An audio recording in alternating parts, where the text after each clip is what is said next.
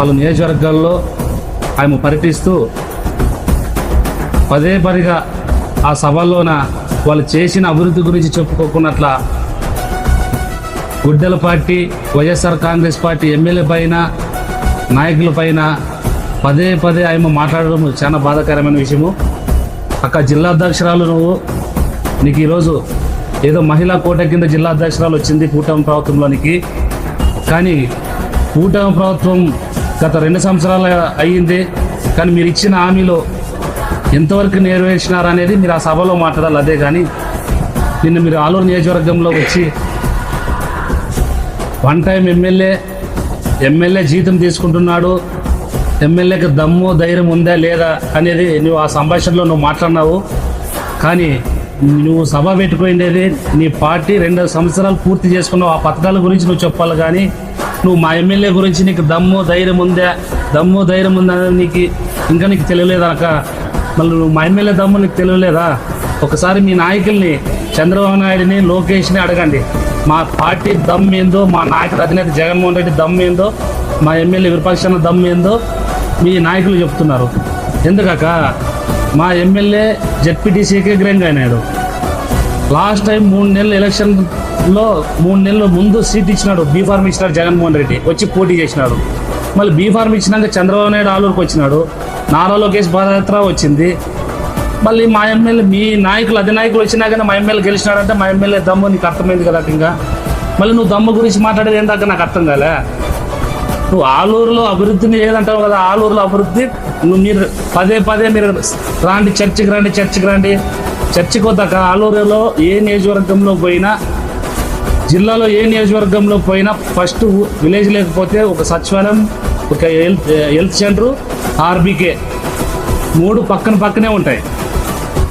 ఏ మండలం పోయినా, ఏ గ్రామానికి పోయినా జగన్మోహన్ రెడ్డి ప్రభుత్వంలో, మా వైఎస్ఆర్ కాంగ్రెస్ పార్టీ ప్రభుత్వంలో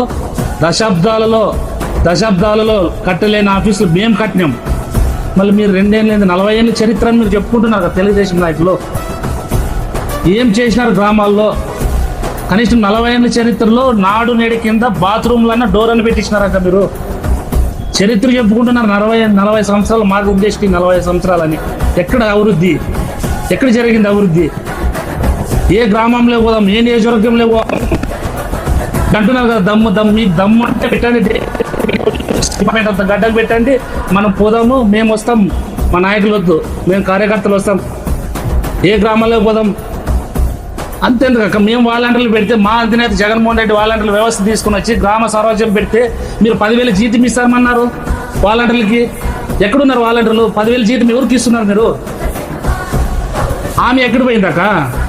నిరుద్యోగ వృత్తి, యూత్కి 3,000 నిరుద్యోగ వృత్తి ఇస్తామన్నారు, ఎలక్షన్లో హామీ ఇచ్చినారు కదా, అది ఎక్కడ పోయింది?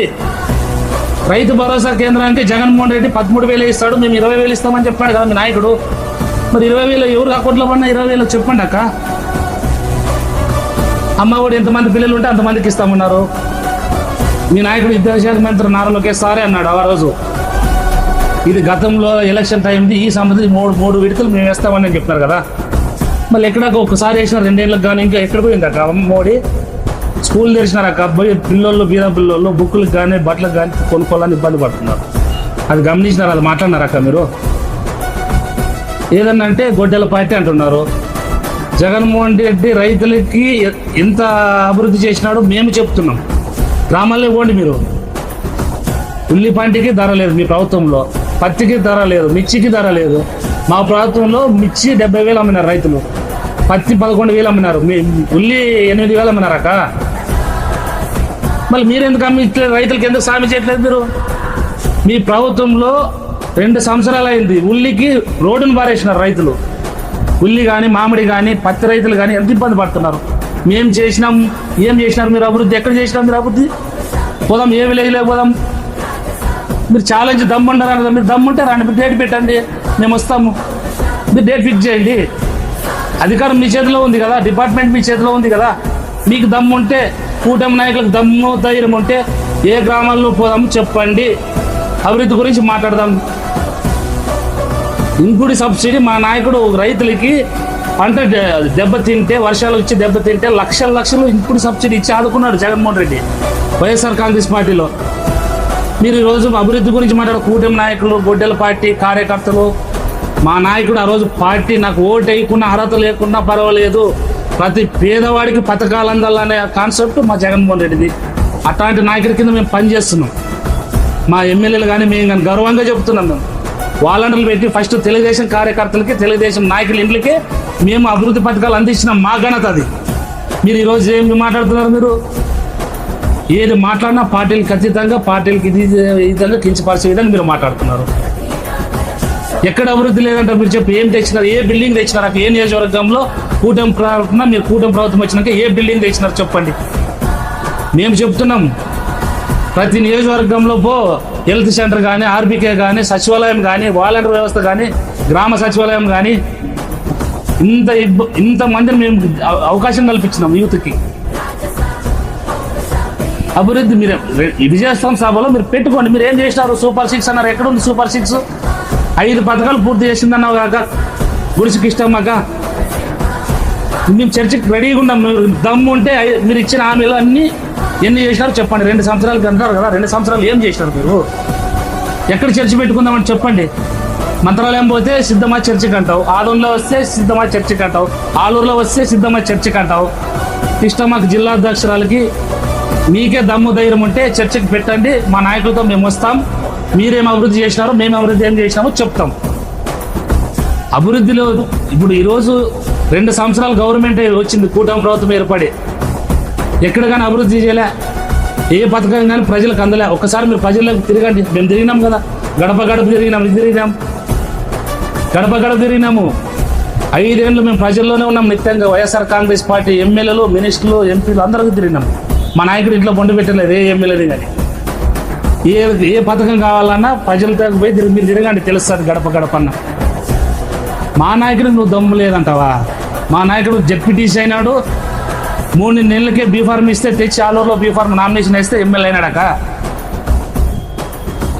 మళ్ళీ నువ్వు పుట్టినప్పటి నుంచి నువ్వు తెలుగుదేశంలోనే ఉన్నావు కదా, మళ్ళీ నువ్వు ఎందుకు టికెట్ తెచ్చుకోలే? వాల్మీకులకు పెద్దపీట వేసింది జగన్మోహన్ రెడ్డి.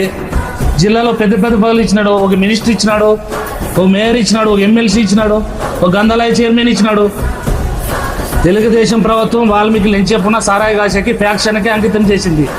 కానీ జగన్మోహన్ రెడ్డి రాజశేఖర రెడ్డి వచ్చినాక రాజశేఖర రెడ్డి కుటుంబం వాల్మీకులకి ప్రాధాన్యత ఇచ్చి వాల్మీకులకి పెద్దపీట వేసింది వైఎస్ఆర్ కుటుంబం. అది గుర్తుపెట్టుకొని మాట్లాడాక నువ్వేదో ఇది చేసినావు అనేది నువ్వు మాట్లాడు. వాల్మీకి రిజర్వేషన్ కోసం మాట్లాడు, కాదనిలే.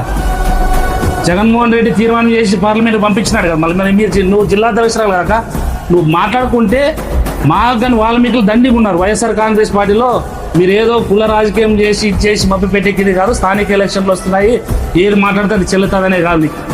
వైఎస్ఆర్ కాంగ్రెస్ పార్టీకి ఎస్సీ, ఎస్టీ, బీసీ మైనార్టీలు కంకణం కట్టుకొని రెడీగా ఉన్నారు.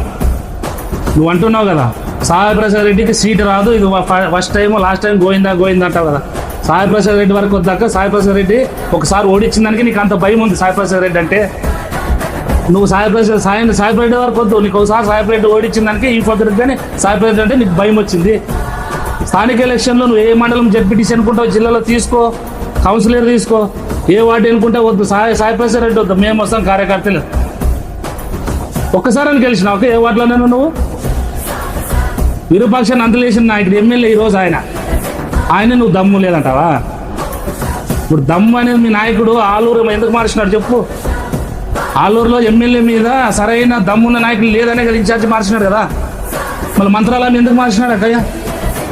పార్టీ క్యాండిడేట్ ఎందుకు చేసినాడు? దమ్మున్న నాయకుడు లేదనే కదా మంత్రాలయం కానీ మార్చినాడు కదా. అభిమానం వైఎస్ఆర్ కాంగ్రెస్ పార్టీకి వాల్మీకులు కానీ, ఎస్సీ, ఎస్టీ, బీసీలు కానీ కంకణం కట్టుకొని ఉన్నారు. మీరు ఏదో ఈరోజు కూటమి ప్రభుత్వంలో ఉండి నీకు ఏదో పదవి వస్తే నువ్వు తీసుకో, కానీ మా పార్టీ పైన బురద జల్లి మా నాయకులు కించపరిచే మాట్లాడితే అర్హత నీకు లేదక్క. ఆలూరుకు వచ్చి నువ్వు డైనమిక్ లీడర్ గాను ఇది మాట్లాడడము, మీరు అభివృద్ధి చేసి మీరు మాట్లాడుకోండి, కాదని లేదు.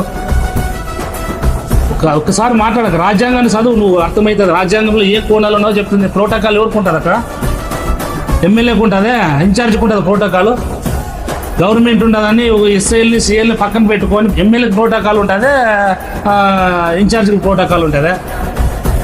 ప్రోటోకాలంగా న్యాయబద్ధంగా జనాలు ఎన్నుకోబడిన నాయకులు కాబట్టి ప్రభుత్వం జీతం చెల్లిస్తుంది, ప్రభుత్వం ఇస్తుంది. ఏదో నీ ఇంటి నుంచి నువ్వు ఏదో మొగ పంపించాలా, నీ ఇంటి నుంచి ఇచ్చాము లేక నువ్వు మీరు ఇచ్చేనా మేమన్నా 21 మంది మీరు ఎమ్మెల్యేలు అసెంబ్లీ నుంచి బయటకు పోయినారు కదా ఆ రోజు. మీరు అంటే మీరు శాత కాకపోయినారు ఆ రోజు అసెంబ్లీలో మీరు మాట్లాడేది శాత కాక మీరు పోయింది. ఈరోజు మా ఏదో జగన్మోహన్ రెడ్డి ప్రతిపక్షం హోదా ఇస్తే మిమ్మల్ని ఎక్కడ కానీ భూస్థాపన చేస్తాడు అసెంబ్లీలో మైక్ ఇస్తే అని మీరు భయపడి మైక్ ఇట్లేదు. మీకు దమ్ముంటే హోదా కలిపేయండి, ప్రతిపక్షం హోదా కలిపేయండి.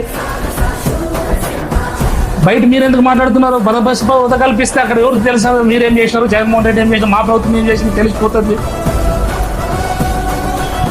జిల్లా అధ్యక్షురాలు దయచేసి మళ్ళీ చెప్తున్నాం, మీరు ఎక్కడైనా కానీ మాట్లాడేటప్పుడు దయచేసి ఆలోచన చేసి మాట్లాడండి. ఎందుకంటే సామాజిక వర్గంలో రాజకీయంగానే మాట్లాడుకుందాం కానీ వ్యక్తిపరంగా ఇక్కడ మాట్లాడుకోవద్దని మేము అదే చెప్తున్నాం. నువ్వు దమ్ము ఇరుపక్షాన దమ్ము ఉంది, జెడ్పీటీసీ అయినాడు, ఎమ్మెల్యే అయినాడు. నువ్వు చెప్పే అవసరం లే. మీ నాయకులు వచ్చినారు అక్కడ ఓడియాలని ఎవరు చెప్పాలే. నెక్స్ట్ ఖచ్చితంగా ఆలూరు నియోజకవర్గంలో మంతలా నియోజకవర్గంలో సాయన్న కావచ్చు, బాలారెడ్డి కావచ్చు, ఇరుపక్షాన కావచ్చు, ఖచ్చితంగా వైఎస్ఆర్ జెండా ఎగిరేస్తాము. ఇది రాసి పెట్టుకో. నీకు చేతనైతే నువ్వు ఆదరణ సీటు తెచ్చుకొని నువ్వు మాట్లాడాక అంతవరకు మాట్లాడుతూ. ఎస్సీసీఎల్ రాష్ట్ర సెక్రటరీ పగడాల పాండు.